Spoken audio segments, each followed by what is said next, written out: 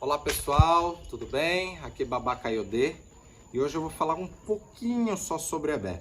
Através dos nossos vídeos sobre Fá, onde iremos fazer inúmeros vídeos sobre isso, muitas pessoas fizeram comentários pedindo para que falasse sobre Ebé, sobre Egungun, sobre Yami.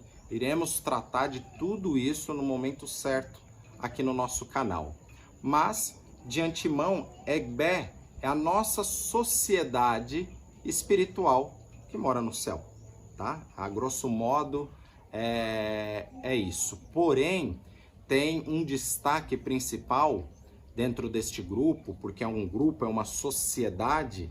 Existem inúmeros outros grupos que são considerados orixás ligados à vida. Iroko é um deles, Ibeja é um deles, a questão de Abiku é um deles, Yalodê. E são vários, tem muitos grupos dentro da nossa sociedade espiritual. E cada um tem uma história. Cada ser humano tem uma história, tem uma vivência e tem um grupo espiritual. No entanto, que aqui na Terra, nós sempre estamos inseridos em grupos. No nosso trabalho, nós temos o nosso grupo de trabalho, é o nosso Ebé do trabalho, é a nossa sociedade de trabalho. Na faculdade, no colégio, nós temos essa sociedade, que é dos nossos estudos.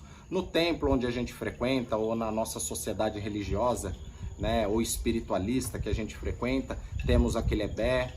Então, o Ebé é uma sociedade muito importante, é uma divindade muito importante, porque o ser humano ele se desenvolve de uma forma mais rápido quando ele está conectado com o seu Ebé espiritual.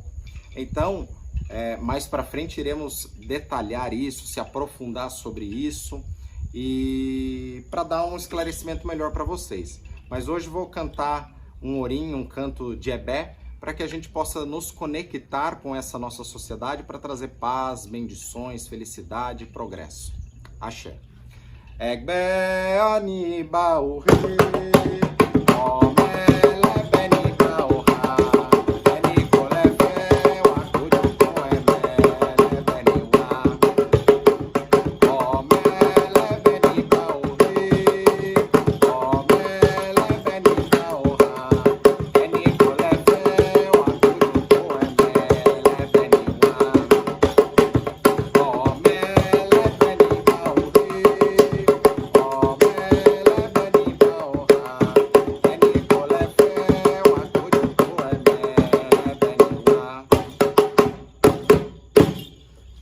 E nos nossos vídeos também de cantigas, iremos sempre colocar a legenda para que vocês possam aprender as cantigas da forma correta, tá bom, pessoal?